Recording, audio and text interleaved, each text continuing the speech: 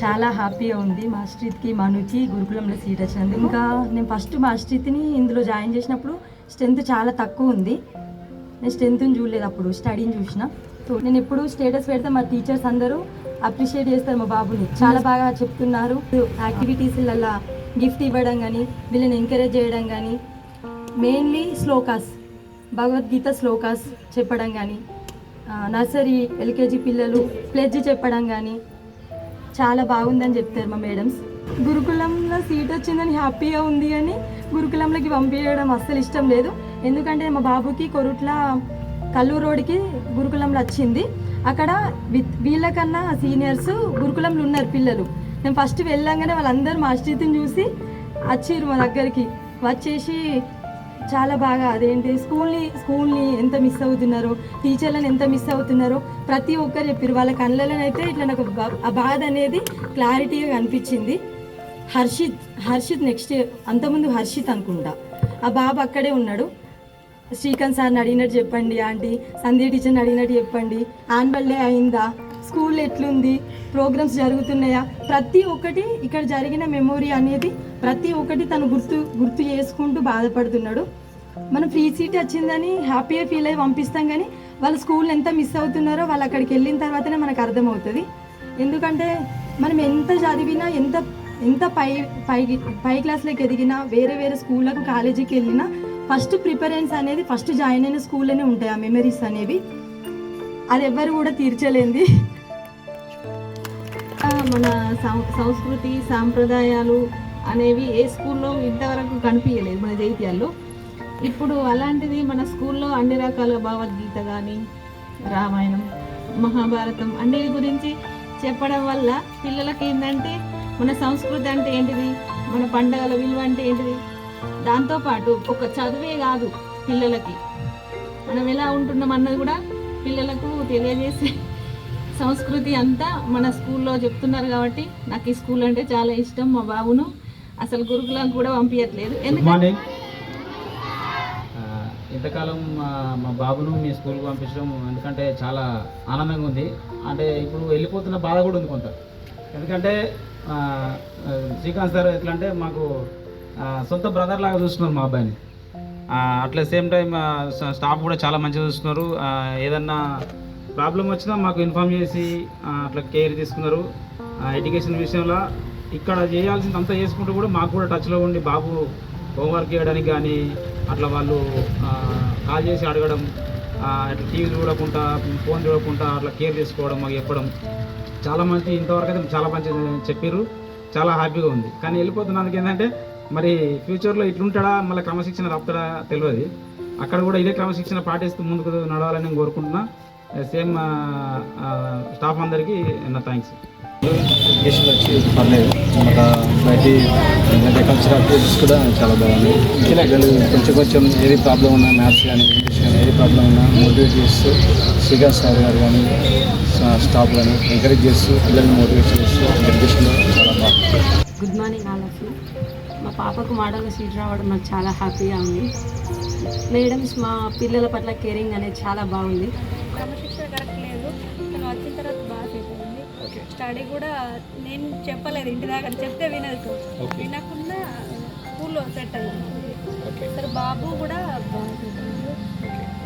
ఈ గురుకుల అనేది కూడా మీరు చెప్తేనే మేము చేసినాం, కాబట్టి thank you sir. Is my student. నేను మా స్టూడెంట్కి చెప్పాను, స్టూడెంట్ వాళ్ళ పిల్లలకి చెప్తున్నాము. Everyone childrens model school and గురుకుల వచ్చిన వాళ్ళందరికీ కంగ్రాచులేషన్స్. వర్షం పర్లేదు మేడం చదువుకోవడానికి. ఇప్పటికైతే మోడల్ స్కూల్ వచ్చింది, నాకు సంతోషంగా ఉంది సార్. మీకు నేర్పించినందుకు thank you. All the best model స్కూల్కి వెళ్తున్న పిల్లలకి. మా పాప ఫస్ట్ శ్రీ చైతన్యలో చదివింది, మంచిగా ఉంది అప్పుడు కూడా. కానీ మేము మా ముగ్గురు పిల్లల్ని ఒక స్కూల్కి పంపించడం అనుకొని ఇందులోకి పంపించినాం. మా పెద్ద పాప కన్నా ఫస్ట్ మా చిన్న పాప బాగా ఇంప్రూవ్ అయింది ఇప్పుడు. కానీ మా పెద్ద పాప సైలెంట్గా ఉంటుంది చాలా. మేము ఇంత వస్తుంది అనుకోలేము, కానీ మీరు మస్తు ఫోర్స్ చేసి అది సీట్ వచ్చినందుకు మేము హ్యాపీ. కానీ తోలయ్యము, ఇప్పుడు ఇక్కడనే ఇందులోకి పంపిస్తాము. Thank you all of you staff encourage చేస్తున్నందుకు పిల్లల్ని.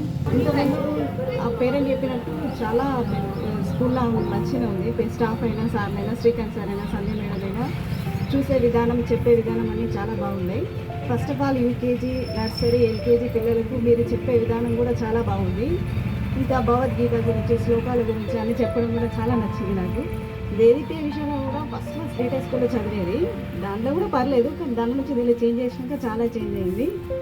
ఎక్స్ట్రా ఇంగ్లీష్ మాట్లాడడం కూడా చాలా చేంజ్ అయింది. ఇంకొకటి చిన్న చెప్తా సార్, ఏమనుకోకూడదు. అంటే ఫస్ట్ ఇయర్లో స్టడీ ఎక్కువ ఉండే, ఎక్స్ట్రా కరికులర్ యాక్టివిటీస్ కొంచెం తక్కువ ఉండే. కొంచెం తగిన కొద్ది చాలా ఎక్స్ట్రా కరికులర్ యాక్టివిటీస్ ఎక్కువైనాయి అంతే. కొంచెం అదొక్కటే చిన్న. The curricular activities will be up to 5th class. Children, all of you keep in mind, me activities అన్ని 5th క్లాస్ వరకు అన్ని కరికులర్ యాక్టివిటీస్ ఉంటాయి బేట.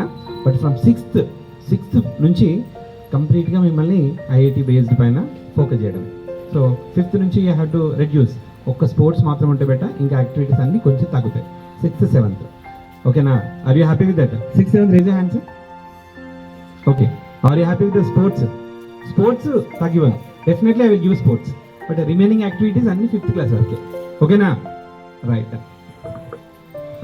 సార్ ఇంకొకటి, మనం పిల్లలకు ఫస్ట్ ఎక్స్ట్రా కరికులర్స్ కొంచెం చూసినాం కదా, చేసిన తర్వాత మనని చూసి చాలా మంది చేసిర్రు, ఇన్స్పైర్ అయ్యారు, చేసిర్రు. వాళ్ళు కూడా ఇదే పిల్లల చదువు కన్నా ఎక్స్ట్రా కరికులర్ యాక్టివిటీస్ ఎక్కువ తీసుకున్నారు. అదే ఒక్కటే ప్రాబ్లం అంతే, ఏం లేదు. పిల్లలు కూడా చాలా మంచిగా చదువుతారు. గురుకుల మోడల్ స్కూల్లో చాలా బాగా వచ్చినాయి అందరికీ. ఈజీగా దానికి కోచింగ్ తీసుకోకుండా కానీ ఈజీగా సీట్లు సంపాదించారు చాలా మంది పిల్లలు. మా పాపను కూడా పంపించారు, ఏం లేదు కానీ రావాలి సీట్స్ వస్తే తెలుస్తుంది పిల్లలకు, బయట ప్రపంచం గురించి అన్నీ తెలుస్తాయని పంపించారు, రాపించారు కూడా ఎగ్జామ్స్ కూడా. ఈ స్కూల్లో 6th 7th 9th 10th కూడా రావాలి. ఒకటే నాకు. Thank you for your cooperation and thank you for your suggestions also.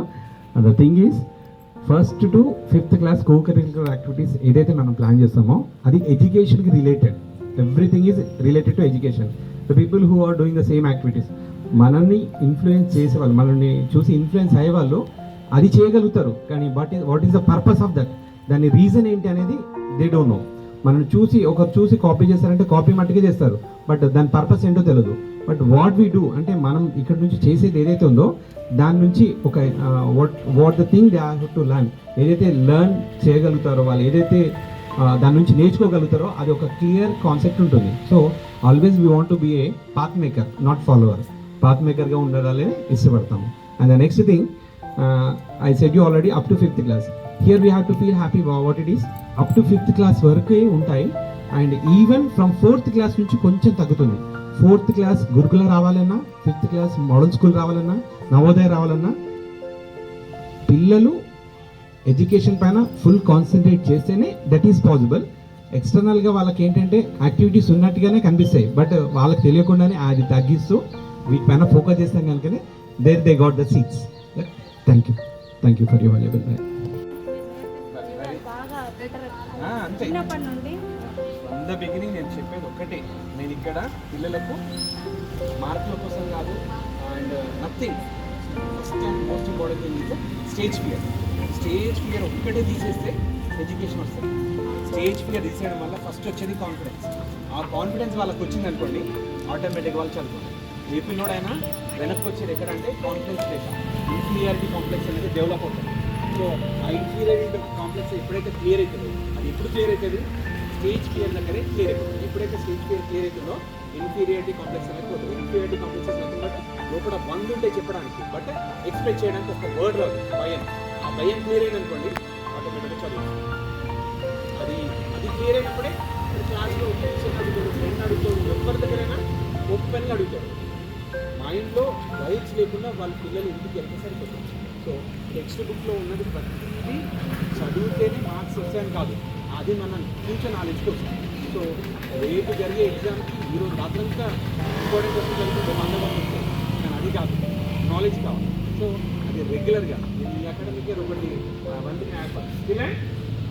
First of all congratulations to all your children who came today. ఈరోజు వచ్చిన పిల్లలకి అందరూ కంగ్రాచులేషన్స్ పెట్టా. From first day to last day you have to come regular. ఎందుకు congratulation చెప్పానంటే first day వాళ్ళకి there is a chance 230 working days. ఈ academic year మనకి ఎన్ని వర్కింగ్ డేస్ ఉన్నాయి? 230 వర్కింగ్ డేస్ ఉన్నాయి బేట. 230 వర్కింగ్ డేస్ ఎవరైతే వస్తారో I promise them I will give a bicycle. So ఎందుకంటే మార్క్స్ కాదు, 230 డేస్ కనుక వాళ్ళు వస్తే డైలీ ఏదో ఒకటి నేర్చుకుంటారు. ఇంట్లో ఉండడం వల్ల మొబైల్లో ఇంకేదో నేర్చుకుంటారు, కానీ స్కూల్కి వస్తే ఏదో ఒకటి ఇంపార్టెంట్ థింగ్ అయితే నేర్చుకుంటారు. సో అందుకనే మార్క్స్ వచ్చిన వాళ్ళకు, ఫస్ట్ ర్యాంక్ వచ్చిన వాళ్ళకు ఎంకరేజ్ కావాలి. ప్రతిరోజు సిన్సియర్గా స్కూల్కి వచ్చే వాళ్ళు, టీచర్ చెప్పి వినే వాళ్ళకు ఎంకరేజ్ చేస్తారు. సో 230 వర్కింగ్ డేస్ ఎవరైతే వస్తారో వాళ్ళకి ప్రాబ్లమ్ ఇస్తారు. Cycle or something cash gift